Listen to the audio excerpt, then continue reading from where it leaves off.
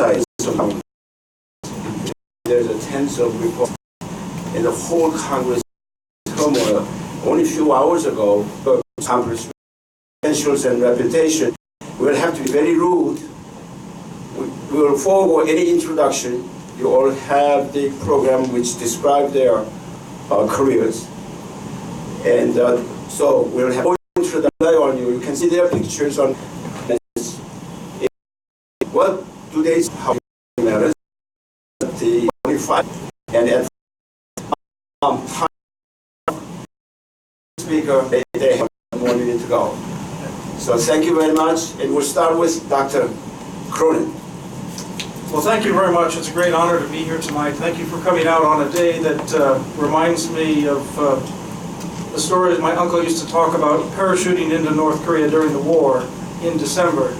It's very cold, but we're delighted to be here. I now hold an endowed chair at the Hudson Institute, where I'm able to think about Asia-Pacific security, and there's nothing more important to me than preserving our strongest alliances.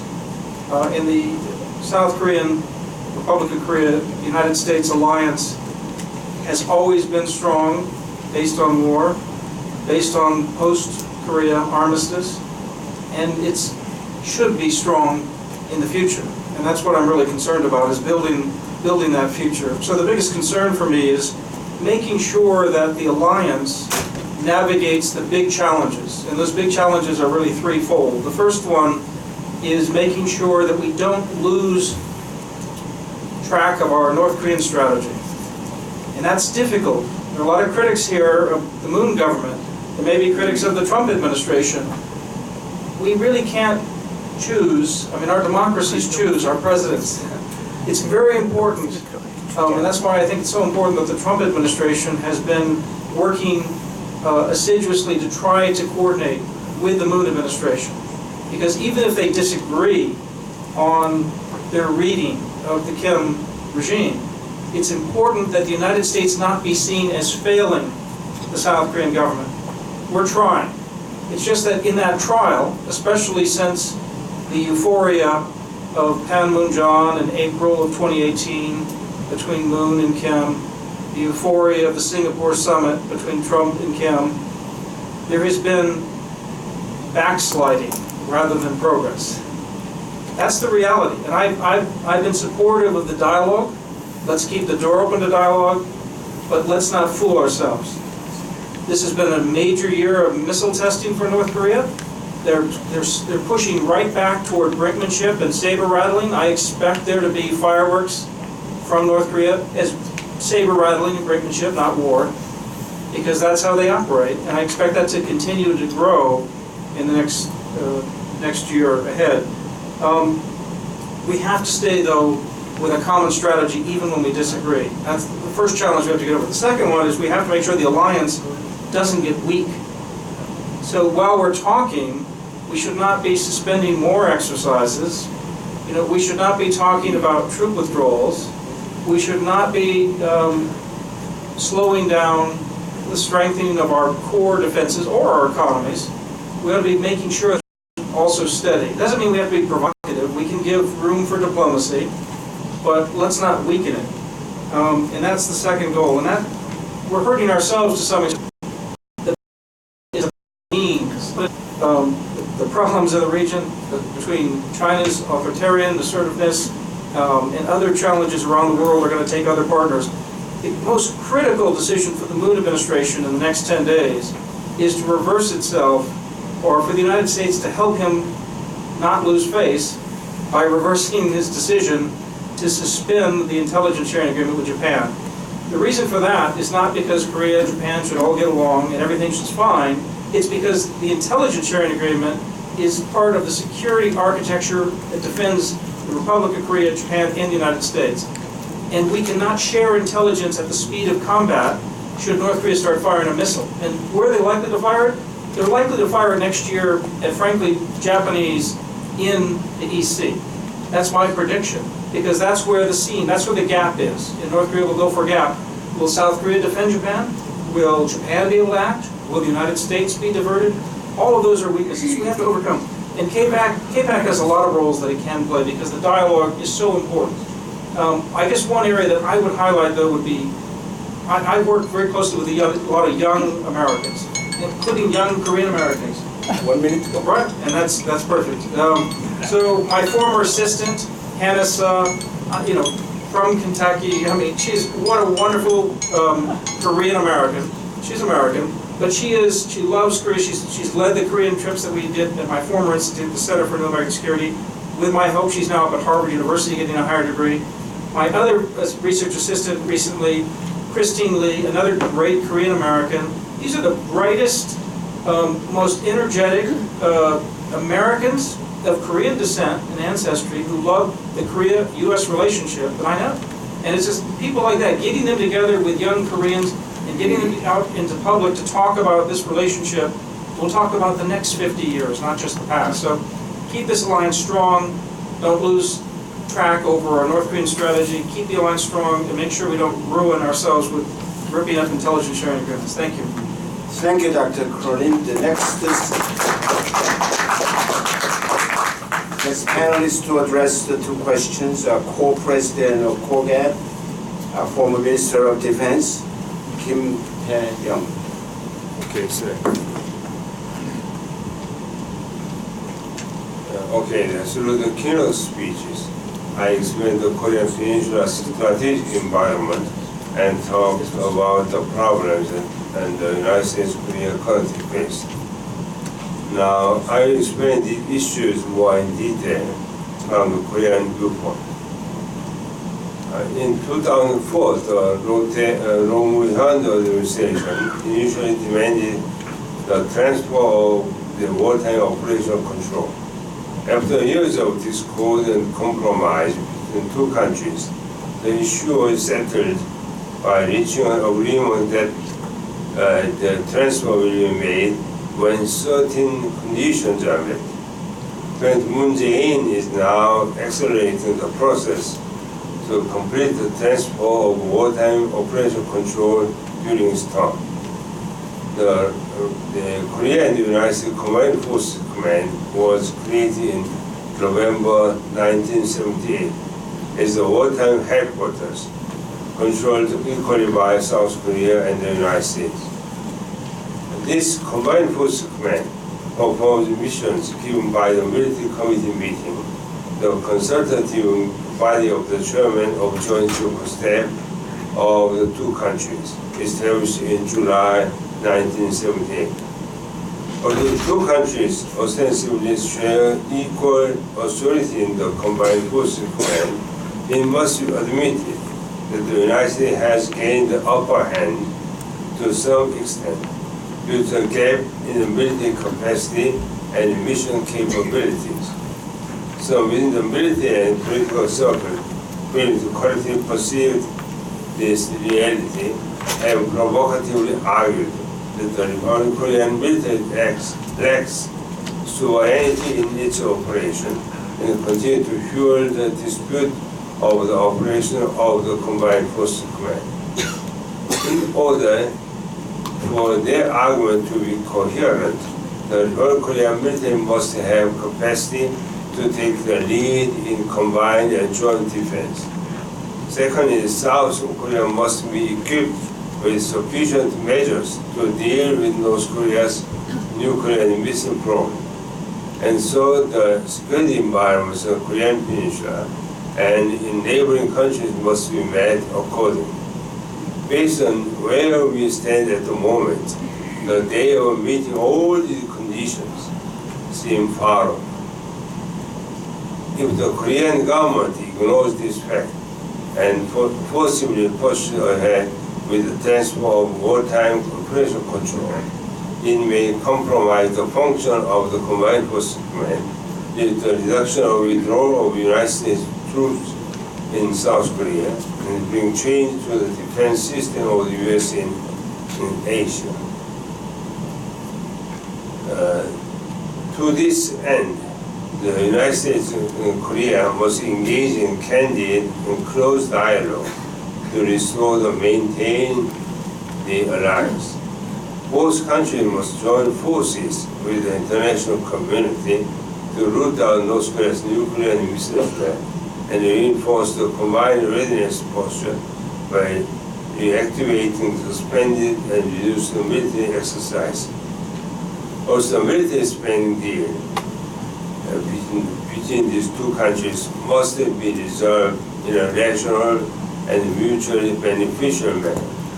The South Korean government must recognize the irrationality of the plan to retrieve wartime operation control, then discard the transfer plan, station specialists of the highest caliber within the Korean military at the United States Korea Combined Force Command, and create conditions optimized to ensure their commitment, and take measures to reinforce cooperation in South Korea's Joint Chief of Staff and the U.S. Korea Combined Force Command. Moreover, the South Korean government must withdraw its decision to exit the general security of military information agreement with Japan to regain firm ground for the United States, Korea, Japan cooperation. I believe the United States government enthusiastic efforts to resolve this matter will surely bring about another turning point in the trilateral alliance. Thanks so much.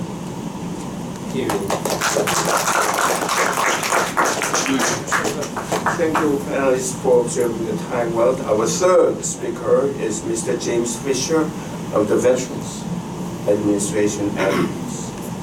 Yes, good evening. I probably take a different approach to what I feel is the problem with the American and Korean alliance. It's not strategic, it's not dealing with military, it's not dealing with government officials. My biggest concern is with young people, millennials. America and South Korea are basically going through the same problems. And Americans, I'll just say this and I'll go to South Koreans. Americans have it easy. They don't have to serve a compulsory time in the military. Only 1% of the population of the United States serves in the military. A lot of those other peoples do not know what it's like to do selfless service to their country. And a lot of them never experienced war or never experienced hardship. I hate to say that I feel a lot of our young people today are in a entitlement stage.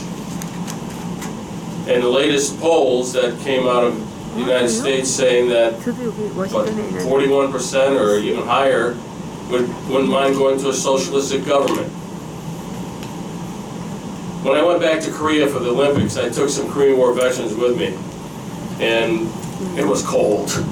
But we were up in the stadium, and we had a whole group of young Korean Americans off to one side, and we had a group of elderly people. God bless them. I don't know how they did the weather, but when the South Korean contingency came in, the whole stadium went crazy. The whole stadium went crazy.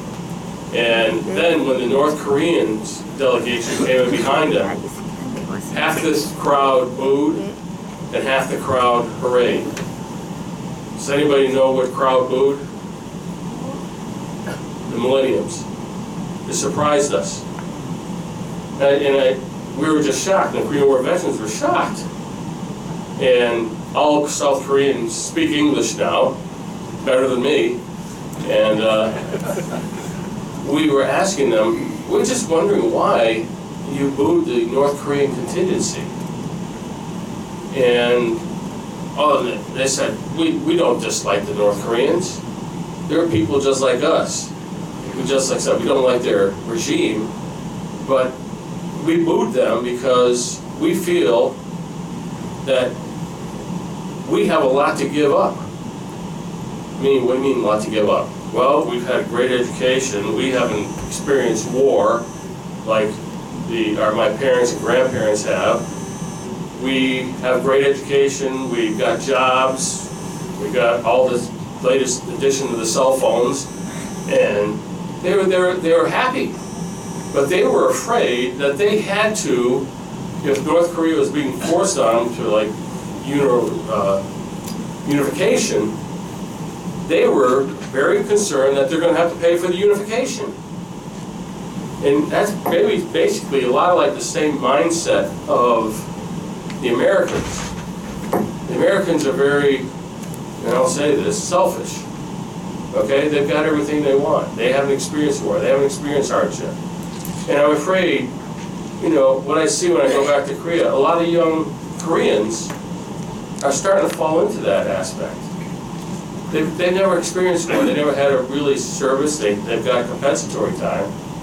But that leads toward lackadaisicalness. It leads toward reliance on other people and so forth. After a while, we get weak. Okay?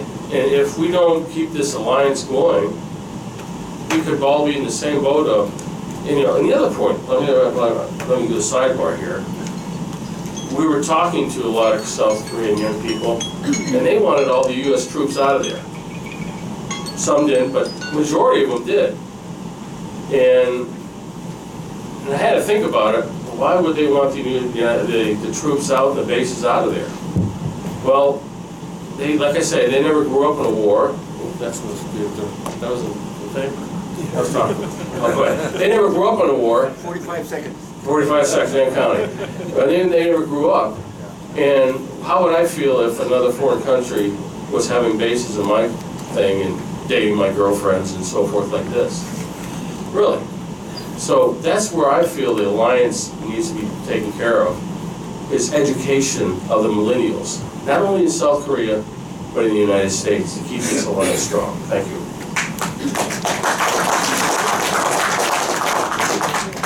The next is a retired Major General Seokbok, chairman of the KOGAN, Korean Retired Generals and Admirals Defending the Nation. National Assemblyman Kang Yosang, he said this area is his second hometown. Then I must say, I also Washington DC area is my second hometown because in 1985 I graduated from National Defense University, the only military school in this area. And then in 1988, I started Maryland University graduate school. So I'm so excited to be here again. Before I came to here, we made advertisement in newspapers, 조선일보, about our visit to this conference, and some of my acquaintances and generals asked me to deliver these messages to the U.S. leaders, U.S. Korean American leaders. So I summarize just two messages to you. First, we firmly believe that the only way to the nuclearization of North Korea is a physical military strike. That's the only way.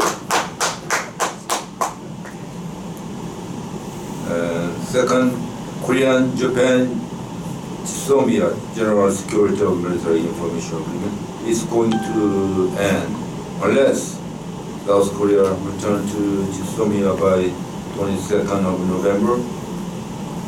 Therefore, we strongly urge the United States to strongly advise South Korea and make them return.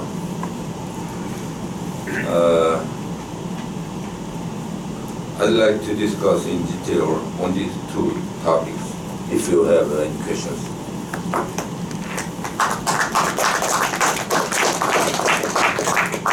Thank you.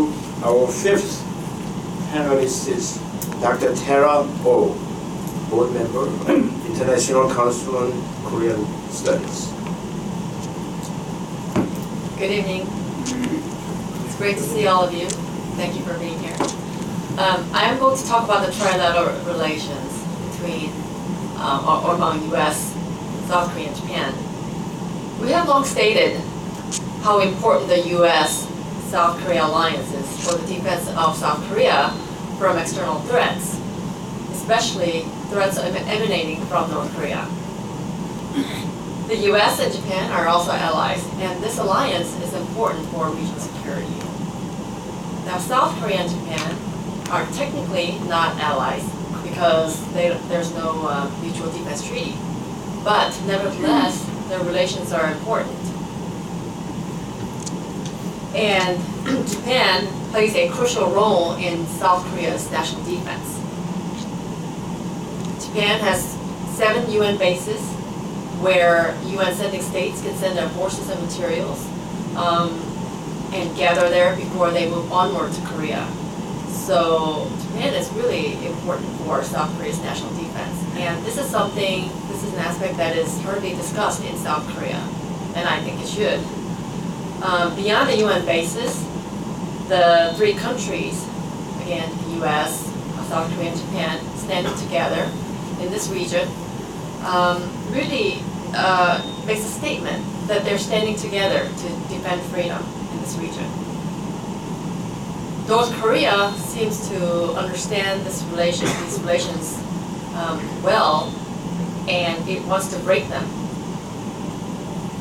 North Korea's goal was, and it continues to be, to unify Korea under its rule. Colonel Dave Maxwell, he talks about the different methods that North Korea uses for that purpose, and that's subversion, coercion, blackmail, and force. North Korea cannot sustain its legitimacy when a very different system across the border to the south provides a way of life that is so different and so much better, whether it's food availability, medical care, wealth, or freedom. This means that the very existence of South Korea is a threat to the legitimacy of North Korean regime. As said earlier, North Korea's goal is to unite Korea under its rule. But it sees an obstacle, and that obstacle is the presence of U.S. troops and South Korea's alliance with the United States. So the solution, at least for North Korea, is to remove the U.S. troops, or at least try to remove the U.S. troops from the Korean Peninsula, and to destroy the alliance. North Korea has made tremendous efforts toward this goal, directly and indirectly. There have been various calls to remove the U.S. troops in South Korea by various groups that praise the North Korean regime.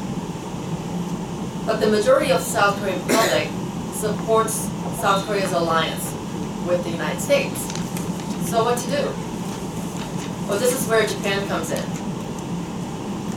They try to weaken the relations between South Korea and Japan by using the anti-Japan feelings maintained by emphasizing historical animosities. Kim Il-sung calls this katgun tactics. As many of you know here, kat is the hat that men used to wear in ancient Korea, in Joseon Dynasty. It has a brim and 2 strings that come out of the other side that ties, and that holds the hat in place. And the strategy is if you cut one of the strings, then the hat blows off. So by analogy, by cutting off, so by destroying South Korea's relations with Japan, which is one of the strings, then South Korea itself crumbles. And that's how Kim Il-sung described katgun tactics, which is part of Kim's anti-South Korea strategy. Hwang Jang-yeop, as you know, he is the highest-ranking North Korean to respect to South Korea. He has said that the North Korean regime is making full use of Gakkeun tactics of weakening the South Korea-US alliance and South Korea-Japan relations. And this is part of a united front tactics. Given that weakening the South Korea-Japan relations is North Korean tactic, why did the Moon administration announce that it will not renew GSOMIA with Japan? Especially when about a month ago, President Moon went to Thailand, and the press said one of the things that he was going to do there was to sign a GSOMIA with Thailand. So it just doesn't make sense. Weakening South Korea's relations with Japan pleases North Korea and China. And you are all familiar with the three no's. And it is not good for South Korea's national security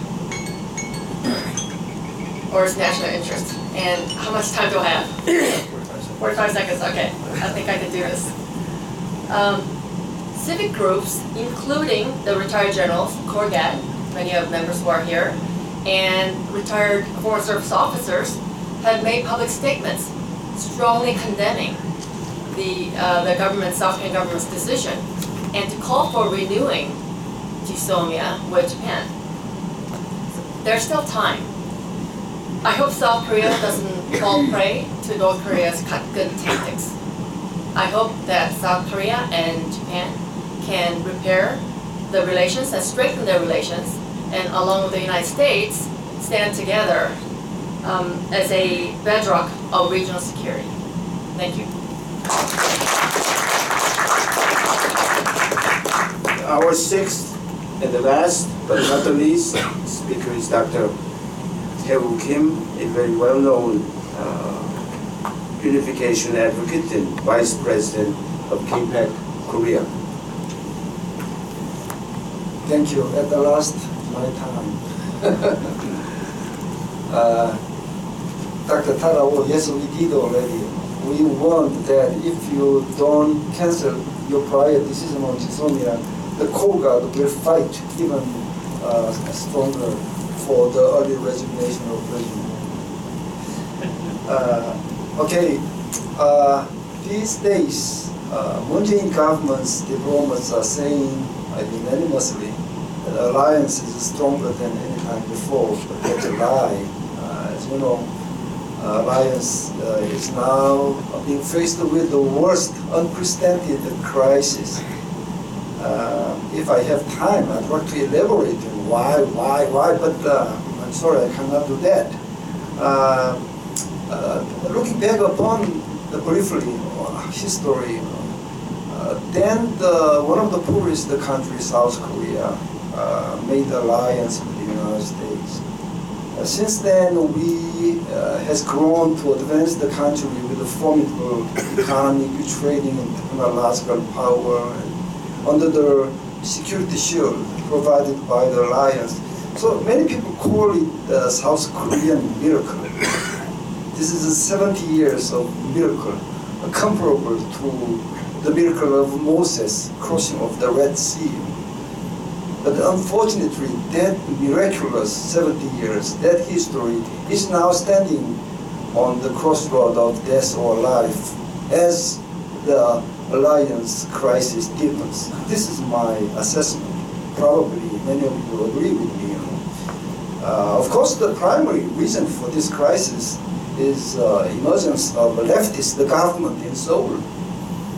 And yes, we are responsible for that, including myself. It was us, it was them, South Koreans, who elected him as the 19th president of the nation. Amid the political whirlpool over the impeachment of President Park Geun-hye, and without good chances to sufficiently verify the ideological identity of the candidate. So this is what happened. So anyway, since then, Moon Jae-in government controls everything, including media. And what is aggravating this situation is a new isolationistic trend opted by President Trump, I think. This is the situation now. So I want to ask the United States, the only ally of South Korea, for three things at this moment, in order to make our alliance survive. Probably, I think all Korean Americans here are wishing well to both nations will join me in doing this. First of all, we should recognize that our alliance crisis is much more serious than a crisis we had in the past. In the past, there was no something like ideological incompatibilities between two governments, But the current situation is entirely different. Our alliance is encircled by too many disadvantageous factors. We have non-democratic powers, neighboring powers who want the neutralization of democratic alliance, and we have leftist government who are collaborating with these powers. This is an entirely different situation. So the first thing I'd like to ask the American colleagues to do is please do not look away from those South Koreans who are fighting for freedom and democracy and alliance. If U.S. government, U.S. pundits, or your citizens, or the policymakers turn their deaf ears to those South Koreans, South Korea can be absorbed quickly into increasingly huge socialistic black hole. And this land can be changed into another killing field in the 21st century. This is a serious situation. So it's okay, United States should or may turn their back on Moon Jae-in government, but not to South Korea, not to South Korean people. Please don't forget those who fight for the alliance. This is the first thing. The second thing I'd like to repeat what was already emphasized by Dr. Cronin. It's not the right time to change any substantial part of our alliance. Please stop talking about dismantlement of Combined Forces Command or early transfer of wartime ARPCON or anything like that. Please don't say anything about that. Of course, I understand that a change in time and change in environment can require some readjustment or realignment or whatever in our alliance posture. That's okay, but let's do that when we have a good government in Seoul, when we have a real government who truly loves the nation, who truly work for the people in power, then we can discuss anything. But this is not good time. As already Minister Kim already emphasized, we should not touch on the current ARPCON system, and Dr. Oh already said that we should not touch on the Jisomia. So the Moon Jae-in government should cancel its prior decision. So this is not really not time to do that. And in this regard, I'd like to ask the American colleagues to understand correctly what is happening in Korea. The situation in Korea is not a struggle between conservatives and progressives. That's not true. That's not true at all. The situation is there is a struggle going on. That struggle, a conservative as well as liberals or progressive or whatever, should fight against those who want to destroy this nation. So please don't misunderstand what's going in South Korea. A typical example may be yesterday's article on New York Times. Please read it. It's shocking, it's shocking. That article deals with the rallies in South Korea. And if that article is 100% correct, then the South Korean citizens participating in the rallies every Saturdays are simply followers of a demagogue, a crank and crazy demagogue. This is so skillfully misleading the situation, as if a crazy group of so-called conservative people are fighting against the really non-problematic liberal government in South Korea. So this is what is happening. This is the outcome of controlling of media by the President Moon Jae-in. So please help us, and then please understand correctly and exactly what is happening in South Korea. This is what I want to say to my colleagues, American colleagues. But finally, I'd like to say something to President Trump. I'd like to really entreat cordially President Trump to refrain from some words and deeds that from time to time surprise South Koreans. We actually voiced our concerns when North Korea revived the missile test fire this year, violating the UNSCRs, and when President Trump said, "Oh, it's okay, their missiles doesn't threaten the United States." So it was shocking to us, and we could hardly believe what we heard when President Trump said a joint military drill is total waste of money. And also we were astonished again when he said South Korea is ripping off the United States. And also we know now that President Trump is demanding 5 times increase in South Korean sharing of defense burden sharing. Okay, it's okay. It may be very effective way of dealing and a unknown people. It may be really a good way of forestallment tactics, to maximize the profit out of a deal between unknown people. But this tactic may not be applicable to 7-year-old bloodshed allies.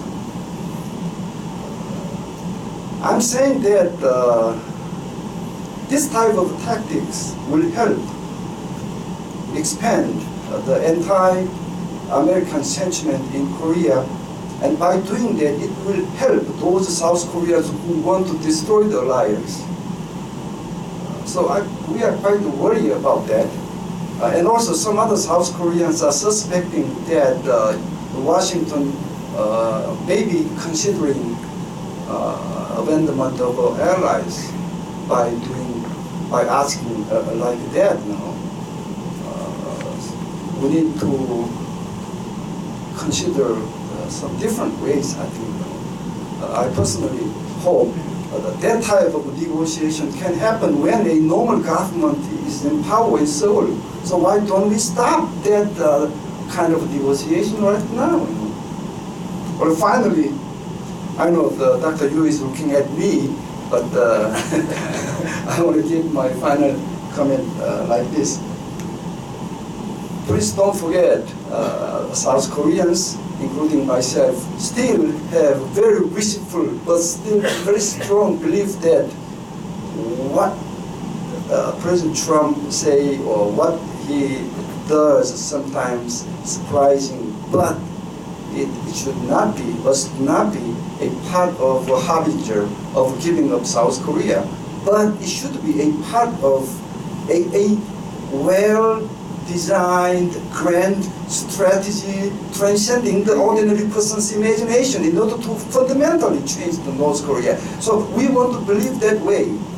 We will continue to believe that way. This is why so many South Korean citizens taking to the street every Saturday begins their rally meetings with a salute to the President Trump under the Star-Spangled Banner. This is how they begin their rally meetings in Seoul. So what I'm saying is South Korea won't seriously expect the president of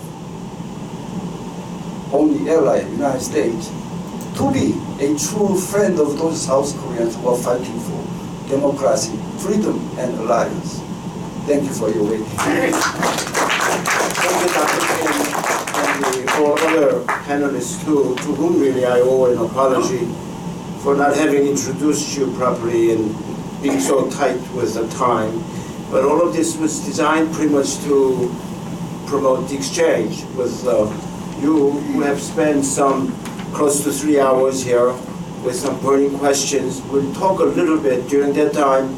Please formulate your question so that you can present it in less than 1 minute. And it applies to both you and the answering panelists. Whenever they speak, the time is limited to 1 minute. And I will be pretty rude bastard to enforce the rule. Now, there is something of a fundamental mystery on this U.S.-Korea-ROC alliance.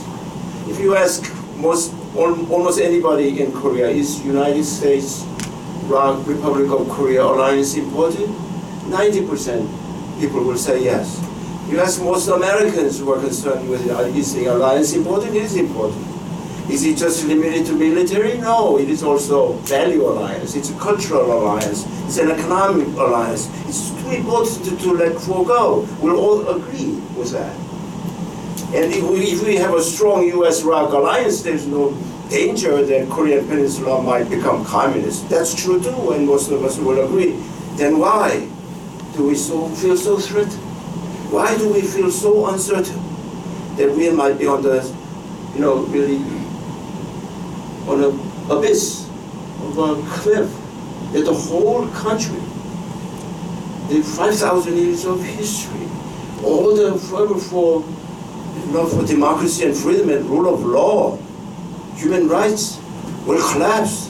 Why do we worry about that if so many people agree with this? This fundamental irony, I think it has a lot to do with moon. So I think in a way, to strengthen alliance is to make sure that moon gets out as soon as possible. And some of the strategies we talked about yesterday was many of us do a writing campaign to Attorney General Yoon Suk-yeol, talk about how lonely he must feel to fight in a very difficult situation, write a letter, send him a flower, some encouragement. And it doesn't have to be, they're not going to hit the press. Your flower will not be broadcasted, but Mr. Yoon will appreciate it and will fight on. I think some of those little things we could do. I think many people here think about, there's nothing much I can do. You can do a lot of things. If you like, for example, certain YouTube. For example, I'm a Gong Byung-woo, continuing contributor. You can do a lot of little things. Somebody can do $10, some others can 100, some others can 2 million, all according to their own capacity. And we have to do something, all of us. Now, the floor is open for questions, and limit your question to 1 minute. And I will receive 3 questions, and then panelists will address them. If there is time, we'll move to the next 3 questions. So first question, first come, first serve. Chairman Lee has an announcement to make. I'll make in Korean language.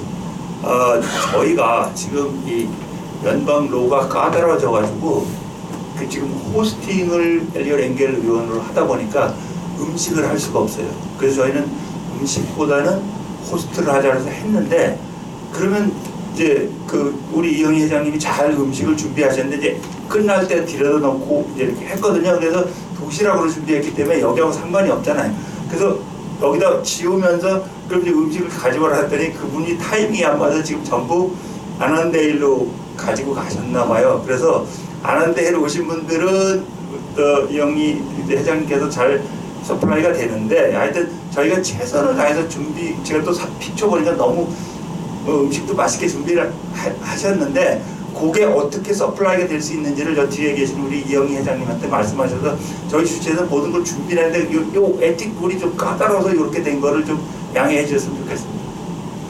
그 식사 어떻게 하는 거예요? 결론적으로 식사를 이영희 회장님한테 말씀드려가지고 거기 지금 아마 일찍 가지고 들어오려고 했던 게 이제 서로 그리고 저도 본 게 저희가 2년 전에 할 때 아무 이상이 없었는데 이게 막 뭐가 룰이 바뀌었는지 뭐 네임 붙이고 많이 바뀌었더라고요. 그래서 그분이 기다리시다가 도로 애난데를 가셨나 봐요. 그래서 한번 상의하셔서 예. 글쎄요. 이 디스커션을 그냥 하고 그게 끝날 때까지 어떻게 뭐 좀 솔루션을 해서 제기해 주세요. 자, first question, please. Okay. Mr. Lee. The problem is We have no microphone, so yeah. okay. I will try to rephrase your question. Please make it short. You say 1 minute. Yes. Make it within 1 minute. Therefore, I cannot say within 1 minute. Okay, second question, please. No. When you have 20 minutes, somebody has to do something. Okay. Okay, problem is Moon Jae-in. Moon Jae-in is supposed to be the head of our counterpart, the alliance part. One of your partners is dealing with our enemy. How do you do with that? That kind of relationship cannot last very long. You are speaking about relationship between The U.S. and Korea Yes. supposed to be partner. Yes. Very strong partner. They say alliance. But one of the partners is dealing with the enemy. He's working all the way for the benefit of the enemy. How can you continue those relationships if your partner is dealing with the enemy? Okay. So that is the the question issue. is, if the U.S.-ROC alliance is so strong, how is it possible that the one side deals with the enemy of the other? That's correct. Okay, that's so I think that is the focus of the discussion. We say, bragging about we have a strong alliance with the U.S., the Korea alliance. Okay. But I that think we alliance understand your question. Right. Thank you. Second question. Dr. O. Microphone. Dr. You might have to you move should a have little bit them to come up where the and microphone is and have them vice come up versa. and ask my questions. Come on. If your question is important, you have to travel a little.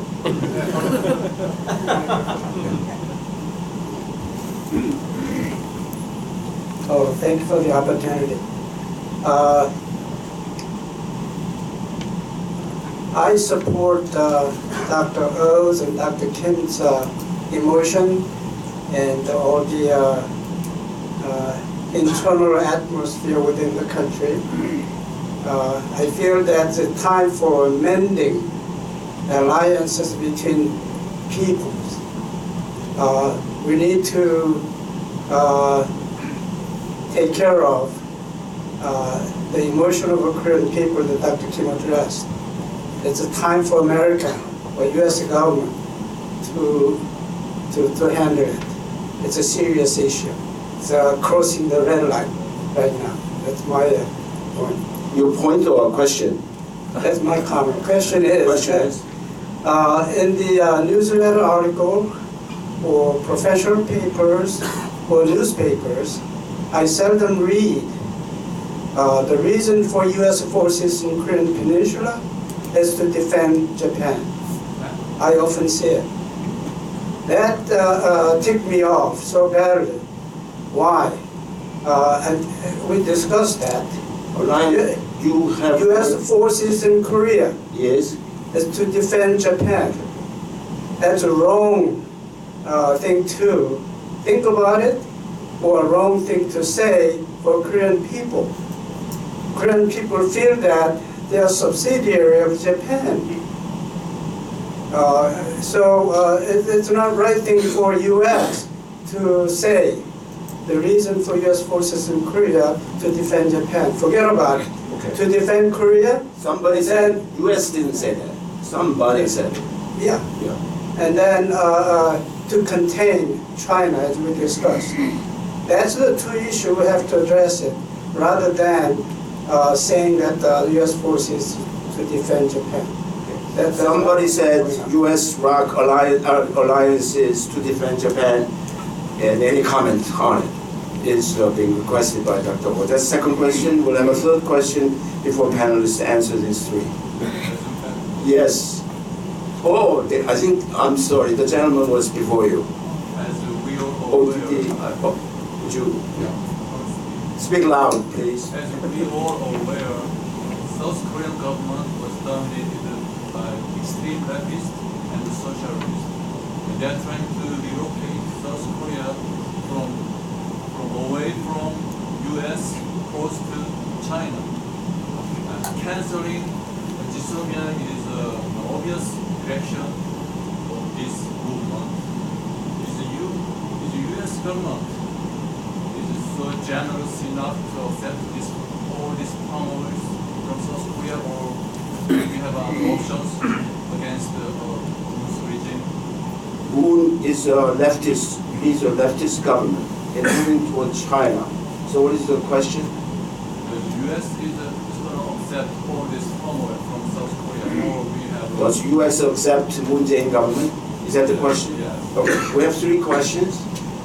Lawyer Mr. Lee asked, U.S. and ROC alliance, if it is strong, how is it possible that the United States have open public negotiation with our ROC enemy, North Korea?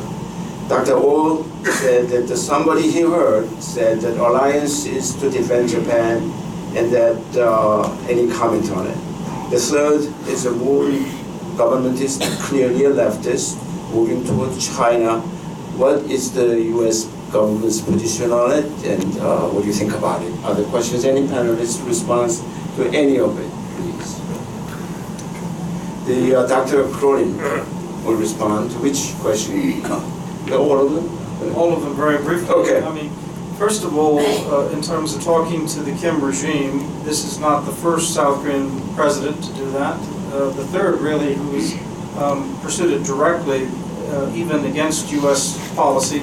Actually, this is the one time where Trump and Seoul are actually working together, at least on a common strategy. But the point is, there's one 5-year term for the South Korean president, as you know. We'll see what happens with the April election in terms of what the trend is. We'll see if there's any progress at all. The key thing is that the United States has been insisting on progress on denuclearization. We haven't seen any progress. And we must not allow the South Korean government to push ahead with so-called peace without progress on denuclearization. So that's where we're essentially a stalemate right now. And North Korea wants to divide us, as Taro was saying. We must avoid that, and we can ride this out. Essentially, our democracies are both resilient and strong. The forces in Korea are not there to defend Japan, but we're very proud of saying in both Seoul and Washington that this is the linchpin alliance for both peace on the Korean Peninsula and in Northeast Asia. And that's a reality. The reality is that South Korea and the United States help provide peace and stability and prosperity for all of Northeast Asia. And it's a good. Japan benefits by that, by the way, but that's not the principal reason we're in Korea. So I don't know who exactly said that one statement. And then finally, the issue of, the United States is not going to step in and do something about an allied democracy. All right, we're having enough trouble right now. We have some pretty left-wingers running for office in next year's election here in the United States. So the point is, hopefully our democracies can stay resilient. We have to be very mindful of foreign interference in our democracies as well. And I think Taro was talking about how this can play out. So it's very important for us to support South Korea's democracy and support America's democracy and work on a common alliance, not make appeasement a policy, but stay strong. And if North Korea wants to change, then we should not be afraid of peace. But the reality is we haven't seen it. So, and we're not expecting it, but if it comes, we have to be willing to adapt as well. But that's that we've been testing that for a year and a half, and it does not happen. So I don't think it will happen. Any other panelists respond to these three questions? Dr. Kim. Well, what will happen? What the United States will do about the Korean Peninsula? Well, before that, I'd like to take note of the real purpose of the Moon Jae-in government. Why do they do that? In my case, I first of all had some expectation from Moon Jae-in government. So when he began to evolve his security policies, so I thought, oh, this is not right, this is not right. But later and later, I found that there was the inexorable consistency and unwavering directivity of all his policies toward the one point. This is what I found out of his security policies. Right. Everything, every policies the Moon Jae-in government is pursuing is contributing to the success of the Pyongyang government. This is my final finding.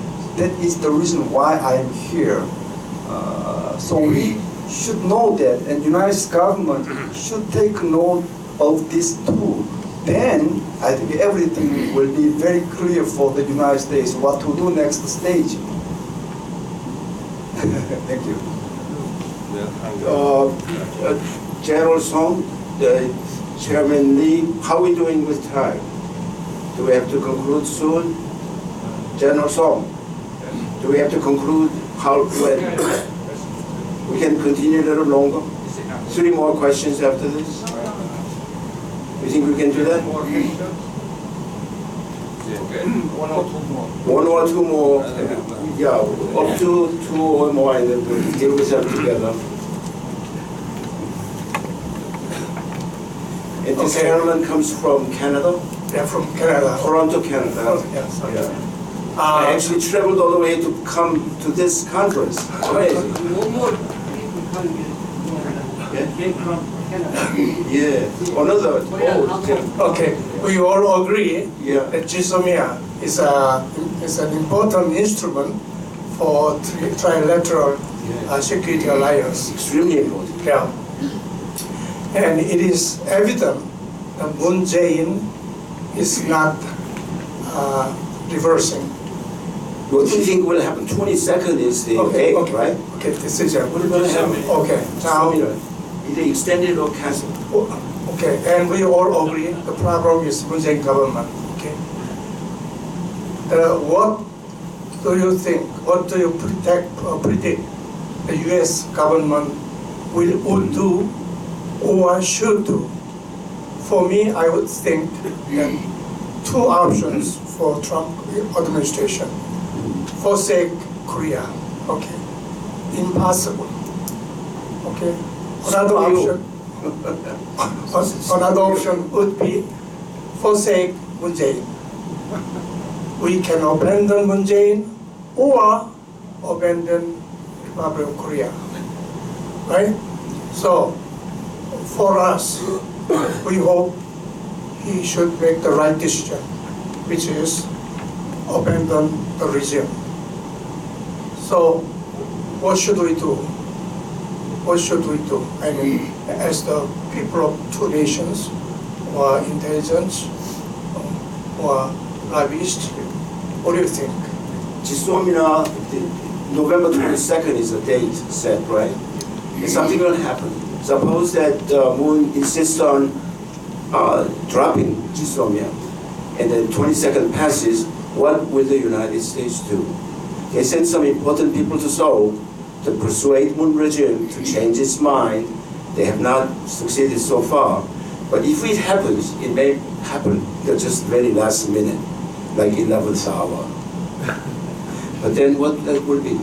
Any guess on the part of any experts here? Okay. 제가 그럼 한글로 얘기하고 통역을 Yeah. 제가 볼 때는 이제 Some translation.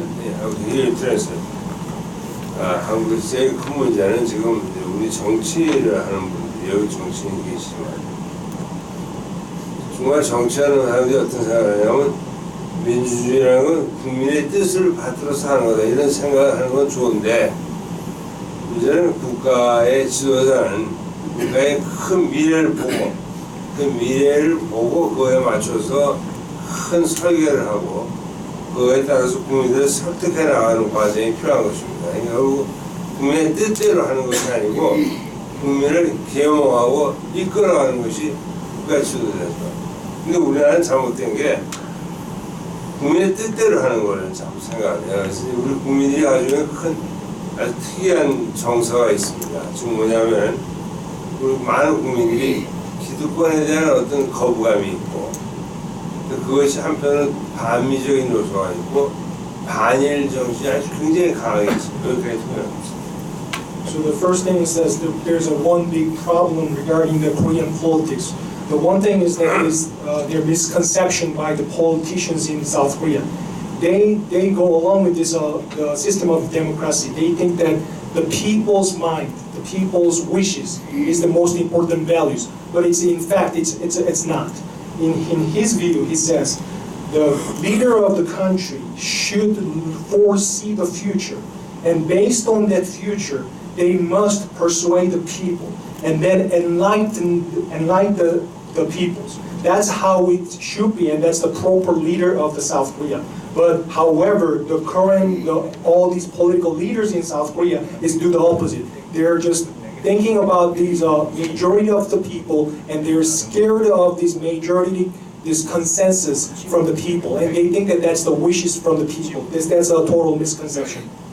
그 사회는 지소미아 같은 것도 결국은 지소미아대로 운영은 한국 국민들 속에 많은 국민들이 일본에 대한 거부감을 가지고 있기 때문에 그거를 이용해서 결국 다음 선거에서 이기겠다는 그런 생각에서 썩는 것이죠. 그러니까 지금 어떻게 보면 그렇다고 그런 정치인들이 나쁜 놈들이라서 몰아낼 수도 없는 거고 그 사람이 또 정치하는 거 아닙니까? 그러니까 이제 큰 문제는 이 미국이 좀 더 적극적으로 개입해서 한국 정부가 나름대로 체면을 유지하면서 지소미아를 물릴 수 있는 그런 조건을 만들어내야 한다고 생각합니다.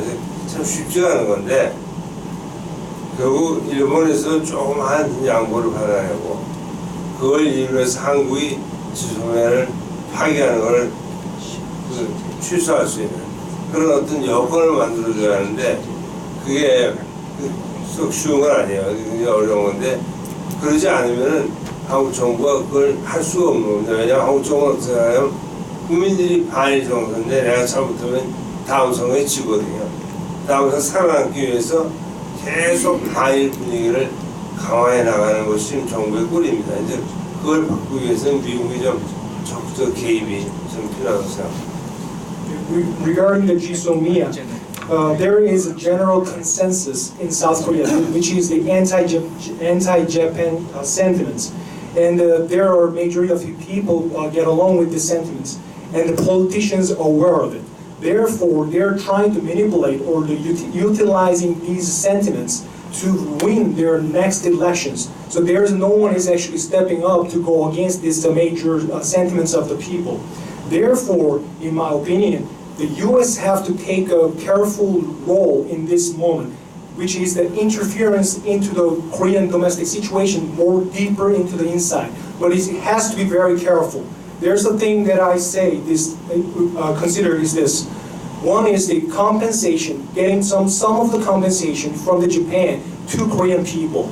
And then while you can do that, we can make South Korean government to return to GSOMIA. So that kind of measures, which is very difficult, but we have to seeking towards those kind of interference. We're actually expecting those type of interference from the United States. 그래서 거기에는 이제 미국 정부가 써먹을 수 있는 것들이 몇 가지가 있어요. 제가 말씀드린 것처럼 가령 그 전자권 전환, 소위 전자권 전환 같은 요소라든가 또는 그 한국에서의 그 한미연합 훈련 지금 중단된 거 이런 것들을 살리는 문제.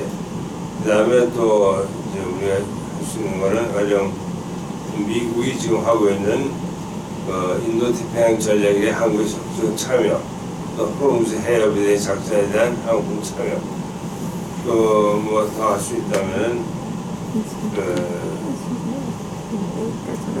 소위 이제 바이브 분담 문제도 좀 지금 현재 5배를 요구하는 거를 뭐 그걸 다운시킨다든가 이런 여러 가지 요소를 잘 활용해서 한국 정부가 나름대로 체면을 차릴 수 있는 그런 걸 만들어주지 않으면 문재인이가 못 고칠 거예요. 그래서 그것이 어떻게 보면 그런 식으로 문제를 풀어가면서 이걸 해야지. 어떻게 보면은 우리가 이제 연세가 많으니까 손주들을 데리고 있다 하면 손주들이 싸웁니다.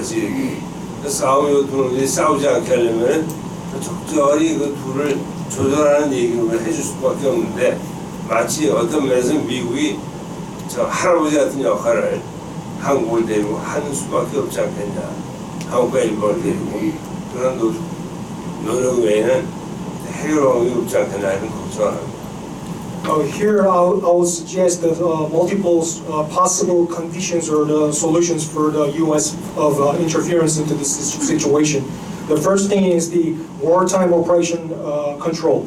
Maybe U.S. can use this, and then another one is the minimizing of the U.S. the exercises. There have been multiple exercises that has been canceled, and another one is the Indo-Pacific strategy. The Korea currency state is not actually actively involved into this strategy, but which they can leverage using this leverage to make South Korea to involve into this strategy. Another one is like a participation of the exercise in the Hormuz. And another one is the SMA, the Special Measures Agreement, which is a defense burden share between the South Korea. Currently, the U.S. is asking for 5 times more than its previous years. Maybe if U.S. can reduce this amount, then there is a chance of the leverage of this solving this problem. And then by doing so, not actually ruining the sovereignty of the South Korea, the U.S. can carefully get into this situation. I would use some of this metaphor. If there is a two grandchildren fighting each other, then the grandfather must be wise to not interfere, not taking just the one side, just be wise to be not fighting them and coordinating in a proper manner. So in this kind of situation, I would say the U.S. role is kind of grandfather watching these fighting two grandsons. Thank you. Those people with some questions would like some time, although you don't ask it right now. Who would want to ask a question? Would you raise your hand? I want to see how many people. If just one person, I will. Okay, that will be the last question. Oh, you will have one more. We'll have 2 questions. Mr. Kang, the former chairman of the Freedom Alliance. I would like to report to the problem of removing Moon Jae-in from power. One of the panelists from the previous group said, I think Mr. Elliot Engel said that such an issue is an issue of a president who has executive power, not the Congress. So I'm suggesting that, whether this suggestion is proper, I'm suggesting that we make a resolution directly to the president to make a forceful repudiation, clear and strong language why Moon Jae-in is harmful to the U.S.-Korea alliance and harmful for South Korea, harmful to the United States. Because there is an advantage that we know that South Korean people are for strengthening the U.S.-Korea alliance. Moon Jae-in is alone trying to turn the South Korea into a communist camp. So I would like to propose from this group to the White House that President Trump make a strong repudiation of Moon Jae-in, explain why he's bad. We think that he's not happy with Moon Jae-in, but he's not saying it. So he should make a clear language saying that Moon Jae-in is why harmful to all of us this way.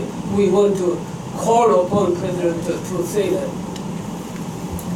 I would like to see what your opinion is. Yeah, we assume there are some reasons that the head of one state has to obey in relation to the head of another state.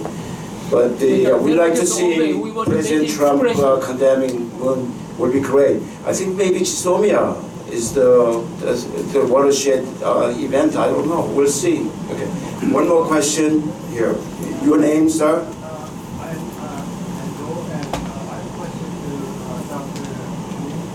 Here's a question to Dr. Cronin specifically. What's going to happen if the Moon's administration refuses to use What will be the result of Moon's continuing stubborn resistance to disband Chisomia? Well, in a minute. I've written a long report on this in the Hudson Institute website, and you can download this report. It's called The Cornerstone and the Linchpin, and I go into detail about what can be done and how this happened. It didn't just happen. It happened over the deterioration of relations between Japan and Korea that started really in October 2018. And the United States didn't act enough, I think, to try to step in earlier. So recently, the Moon administration announced that it would not renew GSOMIA, the intelligence sharing agreement with Japan. To the Trump administration's credit, they immediately condemned that. They said this is going to put in jeopardy the lives of American soldiers, as well as Korean soldiers and others. And it's very important because if combat breaks out, U.S. can't simply be in the middle exchanging intelligence. There has to be a direct sharing of intelligence. And that's what the GSOMIA allows. It's basic architecture. But will it be renewed or will it lapse on the 22nd of November, 10 days from now? I don't know. If it's renewed, it will be because we helped Moon administration realize this was a big mistake and we have to back off. If he doesn't back off, the United States will do its best to try to share intelligence and hope that we don't get into a shooting war, and we'll do the best we can. But I think if you're asking for the Trump administration to repudiate our democratically elected South Korean allied government, you know, you're asking too much unless there's some specific act. No, here's the act. If North Korea uses lethal force in 2020, we will be very much pressed against North Korea.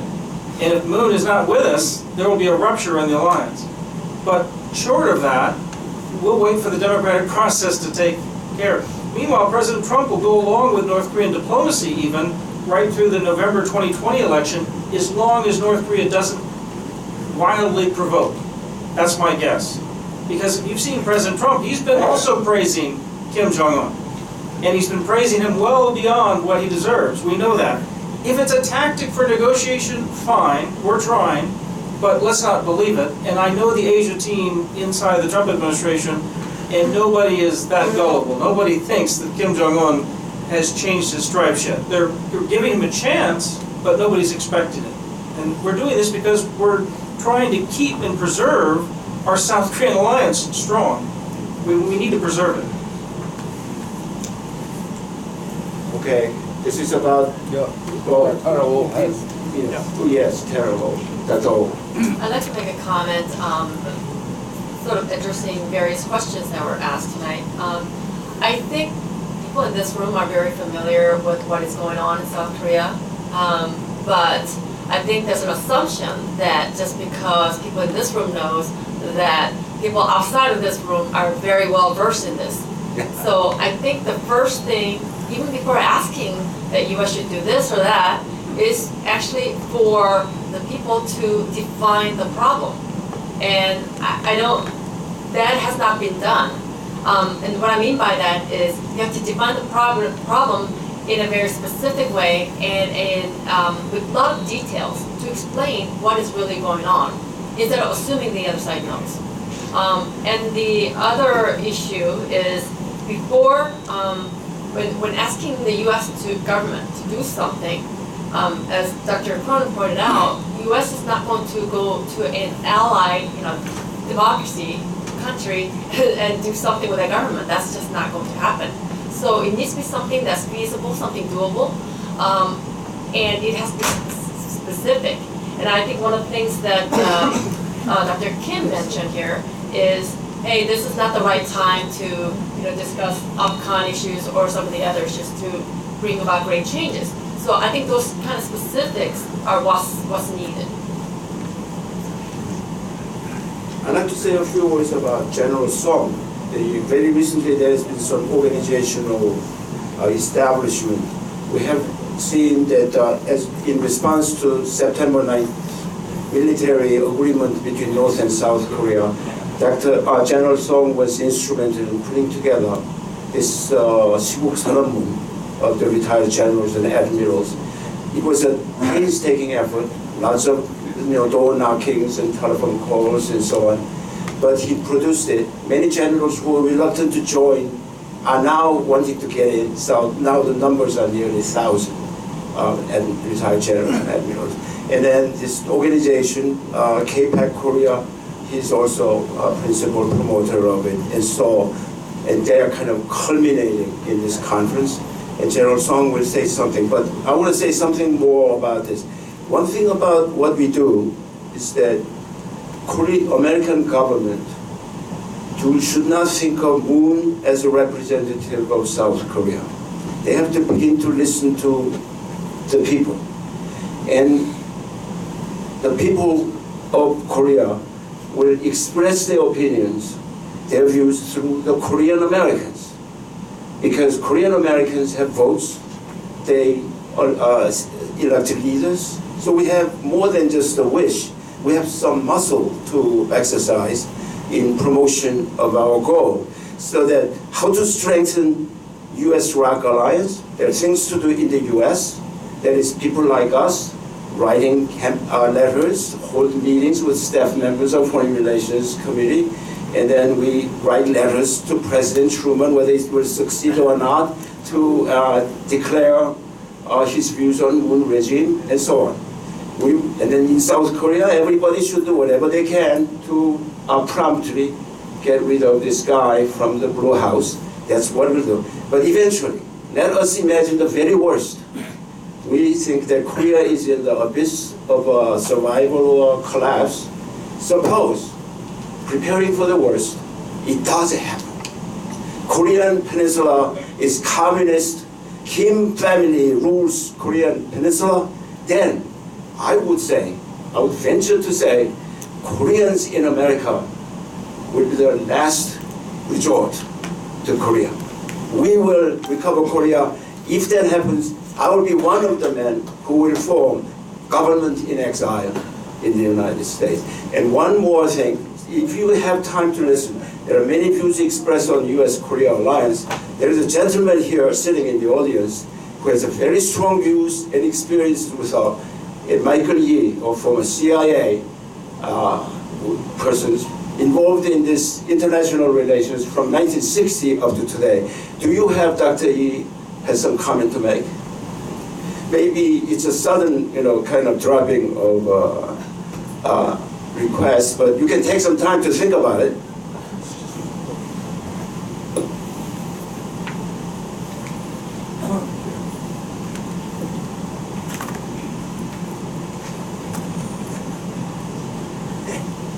Thank you for opportunity.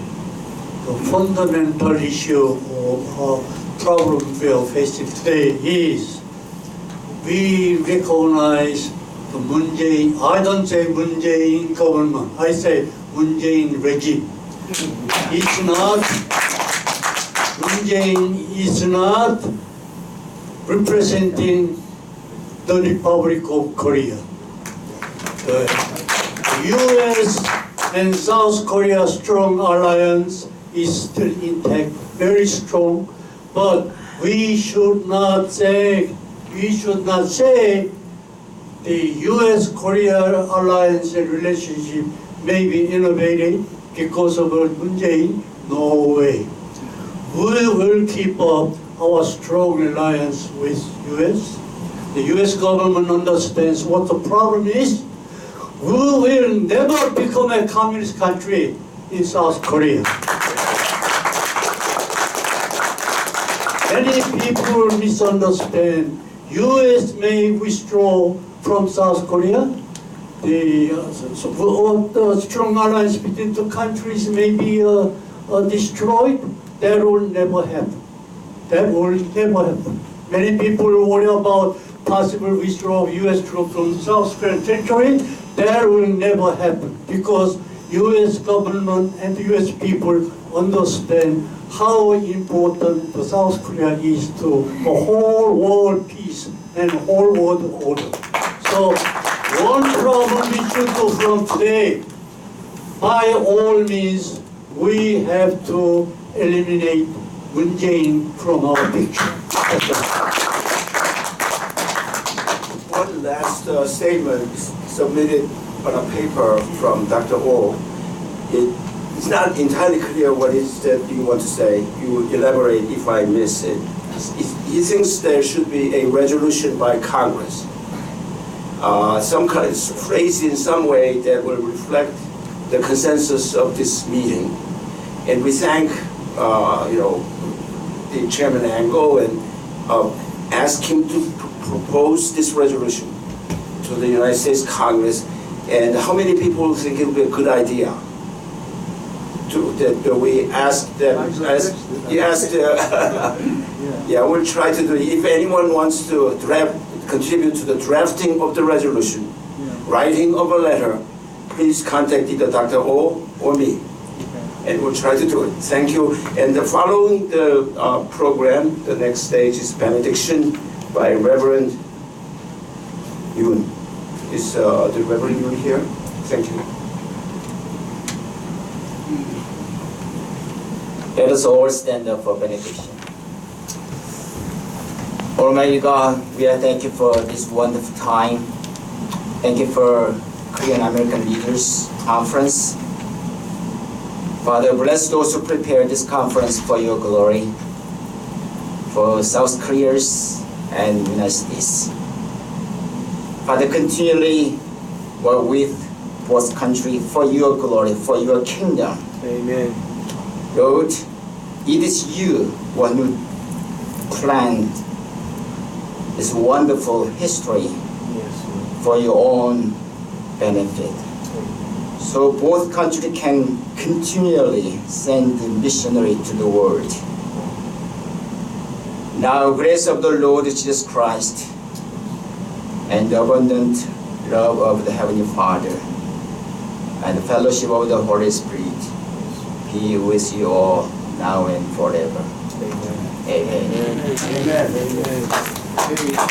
Dr. Song, the chairman of the organizing committee of this conference, will have the last statements.